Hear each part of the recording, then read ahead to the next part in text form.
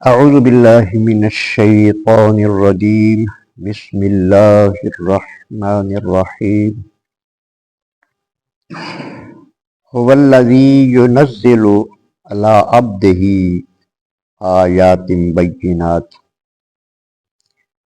وہ وہی ہے یعنی اللہ تبارک و تعالی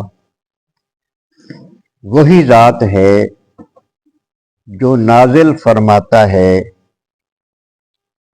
علی عبدہ اپنے بندہ خاص پر اپنی روشن آیتوں کو۔ هو الذی سے مراد اللہ تبارک و تعالیٰ کی ذات ہے، اور عبد سے مراد عبد خاص نبی کریم رؤوف الرحیم صلی اللہ علیہ وآلہ وسلم کی ذات۔ اللہ تبارک و تعالیٰ نے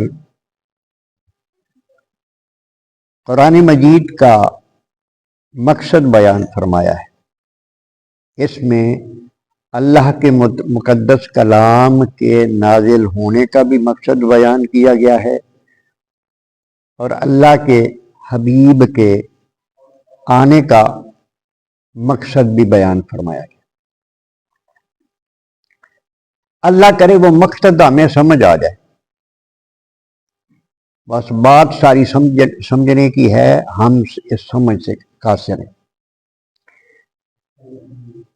اللہ تبارک و تعالیٰ نے ارشاد فرمایا کہ اللہ وہ ذات ہے جس نے اپنے بندے یعنی حضرت محمد مصطفیٰ صلی اللہ علیہ وسلم پر اپنی واضح اور روشن آیات کو نازل فرمایا، لِیُخْرِجَکُم تاکہ وہ نکالے تم کو من الظلمات اندھیروں سے، الی النور نور کی طرف، یعنی انسانیت کو کفر کے اندھیروں سے نکال کر، جہالت کے اندھیروں سے نکال کر نور کی طرف لے جانے کے لیے اللہ پاک نے دو چیزوں کا اہتمام فرمایا۔ اللہ پاک نے اپنا کلام نازل فرمایا، اور اس کلام کو سمجھانے کے لیے اپنے حبیب حضرت محمد مصطفیٰ صلی اللہ علیہ وسلم کو بھیجا، اور حضور کے ذریعے نبی کریم علیہ الصلوۃ والسلام کے صحابہ کرام پھر آگے امت کے علماء تک یہ چیز پہنچی، اور یہ سلسلہ تعلیم و تعلم کا آج تک جاری و ساری ہے۔ اب یہ جو اللہ پاک نے ارشاد فرمایا ہے کہ لِیُخْرِجَکُم مِّنَ الظُّلُمَاتِ، تمہیں اندھیروں سے نکالنے کے لیے نور کی طرف، آیتیں نازل ہوئی، قرآن نازل ہوا ہے۔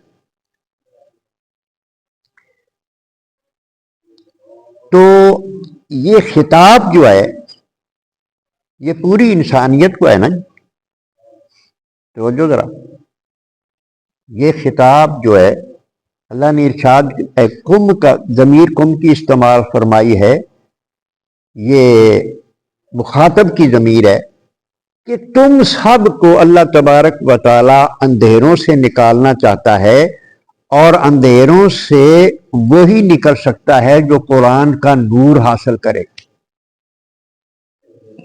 اس معاشرے میں کتنے لوگ ہیں جو قرآن کی تعلیم کا رکھتے ہیں، شوق رکھتے ہیں، یا تعلیم کی یہ تعلیم حاصل کرتے ہیں، یا اپنی اولادوں کو اس چیز پر لگاتے ہیں کتنے لوگ۔ اب علم اصل جو ہے وہ تو قرآن پاک کا علم، کسی اور علم کے بارے میں اللہ تبارک و تعالیٰ نے قرآن اور حدیث کے علاوہ یہ نہیں فرمایا کہ یہ علم بھی اندھیروں سے نکالتا ہے۔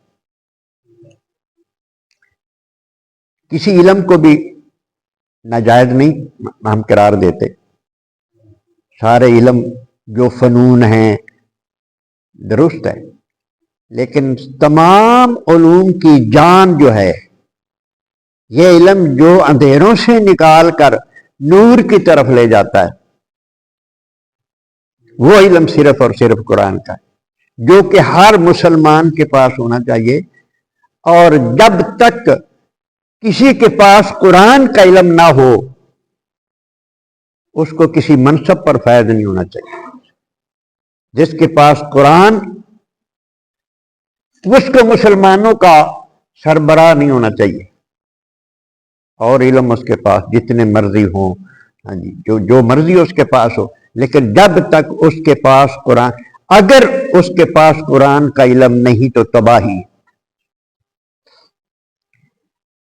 اس دور میں بے انصافیاں ہو رہی ہیں کہ نہیں؟ کیا خیال ہے جی؟ عدالتوں میں قانون کی دھجیاں بکھر رہی، بے انصافیاں ہو رہی کہ نہیں؟ غلط فیصلے ہو رہے ہیں کہ نہیں ہو رہے؟ کہ سارے صحیح ہو رہے ہیں؟ یہ جو مطلب یہ جو محکمہ پولیس ہے، یہ جو کچھ کر رہا ہے، اب تو یہاں تک نوبت آ گئی ہے کہ ایک بندہ وہ مجرم ہے، کسی قانون میں جو پاکستان کا قانون ہے اس میں بھی یہ نہیں ہے کہ ایک بندہ ہے وہ تمہیں نہیں ملا تو اس کے پیو کو اٹھا کے لے آؤ، اس کی ماں کو اٹھا کے لو، کسی قانون میں یہ نہیں ہے۔ کیوں جی؟ کسی قانون میں نہیں ہے۔ یہ سب کچھ اس لیے ہو رہا ہے کہ قرآن سے اندھے ہیں، ان کے پاس قرآن کا علم نہیں۔ اگر حدیث کا علم ہو، نبی کریم علیہ السلام کے پچھلے جنم میں نے حدیث یہ سنائی، نبی کریم علیہ السلام کے بارگاہ میں ایک بندہ ہے، اس نے کہا یا رسول اللہ میرے غلام ہیں، وہ جھوٹ بولتے ہیں، چوری کرتے ہیں، میں ان کو مارتا ہوں، تو پھر کیا ہوگا؟ حساب کتاب جب ہوگا؟ نبی کریم علیہ السلام نے ارشاد فرمایا کہ حساب ہوگا، جو تو نے سزا دیے وہ اگر ان کے جرم سے زیادہ ہوگی تو پھر تمہیں پکڑا جائے گا، تم سے بدلہ لیا جائے گا۔ نبی کریم علیہ السلام نے تو واضح کر دیا۔ آج جو ہاتھ اٹھاتا ہے پھر اس کو سمجھ ہی نہیں ہوتی کہ میں کیا کر رہا ہوں۔ اتنا ظلم ہو رہا ہے دنیا میں، اتنا ظلم ہو رہا ہے، اتنی بدکاری۔ پھر اگر قرآن کا نور ہو سربراہ کے پاس، تو نبی اللہ پاک نے قرآن میں ارشاد فرمایا کہ یہود و نصارہ تمہارے دوست نہیں ہو سکتے، ان کو دوست نہ بناؤ۔ دوستیاں لگ رہی ہیں کہ نہیں یہود و نصارہ سے؟ ملک میں قانون ہی وہ چلتا ہے جو یہود و نصارہ بنا کے دیتے ہیں، قرآن کو کمر کی ہوئی ہے۔ اب ہونا یہ چاہیے کہ جس کو بھی آپ کسی منصب پہ بٹھاتے ہیں، آپ کو یہ دیکھنا ہوگا کہ اس کے پاس قرآن مجید کا بھی علم۔ مسلمان کا بچہ جو ہے، یہ ریاست کس لیے حاصل کی گئی تھی؟ پاکستان کا مطلب کیا؟ آگے کیا ہے؟ لا الہ الا اللہ۔ پھر لا الہ الا اللہ، علامہ اقبال فرماتے ہیں اگر گویم مسلمانم بلردم کہ دانم مشکلات لا الہ، میں اپنے آپ کو مسلمان کہتا ہوں تو میں لرز جاتا ہوں، کیونکہ میں لا الہ کی مشکلات کو جانتا ہوں۔ لا الہ کے راستے پہ تو ہم چلتے نہیں، لا الہ کا اللہ کے سوا کوئی معبود نہیں، وہی ہمارا مالک ہے، وہی ہمارا رازق ہے، ہم صرف ڈریں گے تو صرف اللہ سے ڈریں گے، یہ مطلب ہے مسلمان کا۔ علامہ اقبال نے تو اپنے شعروں میں کہہ دیا کہ جو بندہ کلمہ پڑھتا ہے اور اللہ کے علاوہ کسی شیطانی قوت سے ڈرتا ہے، وہ مسلمان نہیں ہے، وہ مومن نہیں ہے۔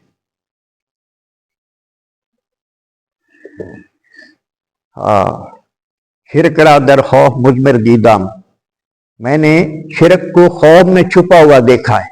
جو غیر اللہ کے علاوہ جو دل میں خوف رکھتا ہے، جو مومن ہے وہ ڈٹ جاتا ہے، باطل قوت کے سامنے وہ ڈٹ جاتا ہے، وہ نہیں خیال کرتا۔ تو یہ قرآن مجید جو ہے، اللہ تبارک و تعالیٰ نے ارشاد فرمایا کہ میں نے قرآن اس لیے نازل فرمایا ہے کہ تمہیں اندھیروں سے نکال کر، اب ہماری ہر معاملہ جو جہالت پر مبنی ہو، ہر معاملہ ہی جہالت پر مبنی ہو، بے انصافیاں بھی ہوں۔ وکیل بولے قرآن مجید کی آیت یہ کہتی ہے، سپریم کورٹ میں بیٹھا ہوا جج آگے سے کہتا ہے یہاں انگریزی قانون چلتا ہے، قرآن مجید کی بات نہ کر، انگریزی قانون چلتا ہے، وہ مسلمان رہ گیا، مسلمان رہ گیا وہ۔ سوال ہی پیدا نہیں ہوتا. اگر حدیث پڑھ کے دیکھو تو وہ مسلمان ہی نہیں رہے. تو اس لیے ہمیں ان چیزوں کو بھی دیکھنا پڑے گا کہ اللہ نے قرآن مجید کو نازل اس لیے فرمایا ہے کہ اندھیروں سے نکالے جہالت کے. اس سے بڑا جاہل کون ہے؟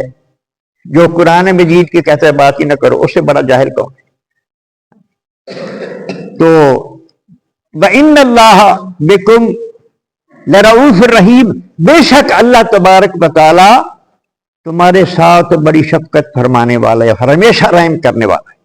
اللہ پاک ہمیشہ شفقت فرمانے والا ہے اور ہمیشہ رحم کرنے والا ہے. اللہ تبارک و تعالی سمجھنے کی توفیق عطا فرمائے.